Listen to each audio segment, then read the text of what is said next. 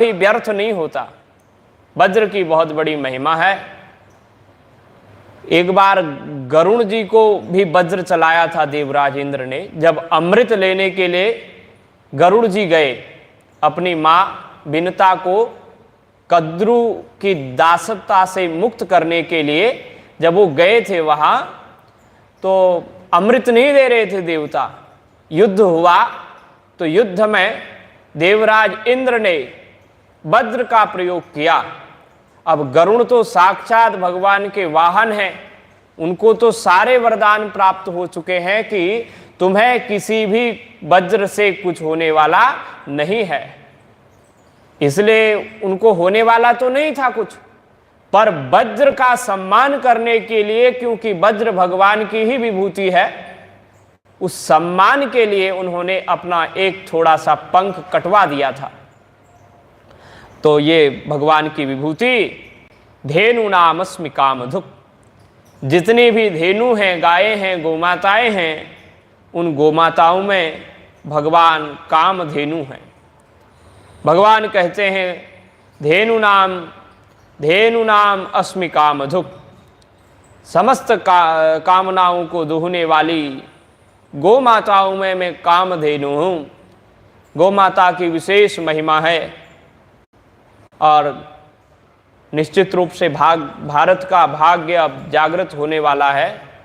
इस राष्ट्र में एक महाराष्ट्र नाम का प्रदेश है और उस महाराष्ट्र प्रदेश में गौ माता को राज्य माता के रूप में मान्यता प्राप्त हो चुकी है।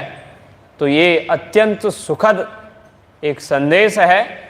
निश्चित रूप से गौ माता को इस राष्ट्र माता के रूप में, इस देश की राष्ट्र माता तो है ही गौ माता, विश्व की हैं। गाओ विश्वस्य मातरः। संपूर्ण विश्व की गौ माता हैं। और कैसी माता हैं? तो धर्मतः माता है, धर्म के रूप में। उन्होंने हमको जन्म नहीं दिया, लेकिन वो गौ माता तब भी हमारी धर्म के रूप से माता है, क्योंकि गौ माता का वो दैविक रूप है और यह भौतिक रूप ये पृथ्वी है। हम हर समय गौ माता के ही गोद में रहते हैं। ये पृथ्वी गौ माता का ही भौतिक रूप है। जब इसमें आपत्ति आती है पृथ्वी में, जिसको हम बोलते हैं पृथ्वी, जिसको बोलते हैं हम धरती, तो यह गौ का रूप धारण करती जाती है, अपना असली रूप धारण कर लेती है। जैसे गंगा माता हैं, वो जल रूप जो हैं वो उनका भौतिक रूप है, और दैविक रूप में वो देवी के रूप में मकर के ऊपर मकर वाहिनी के रूप में उनका दर्शन होता है। तो ऐसे करके ये गौ माता तो विश्व की माता है। बस इस कालखंड में गौ माता के प्रति जो अपमान लोगों के हृदय में भरा हुआ है, वो धीरे धीरे निकलेगा और निश्चित रूप से संवैधानिक तौर पर भारत की राष्ट्र माता गौ माता को स्वीकार किया जाएगा। हम भगवान श्री गोपाल के श्री चरणारविंदों में यही प्रार्थना करते हैं। भगवान कह रहे हैं, समस्त गौ माताओं में मुझे आप कामधेनु जानिए। प्रजनश्चास्मि कंदर्पः। शास्त्रोक्त जो संतान उत्पन्न करने की विधा है, रीति है, उस संतान उत्पत्ति का जो हेतुभूत है वो कामदेव। भगवान कहते हैं वो कंदर्प, वो कामदेव मेरी विभूति है। शास्त्रोक्त संतान उत्पत्ति यह बात बताई।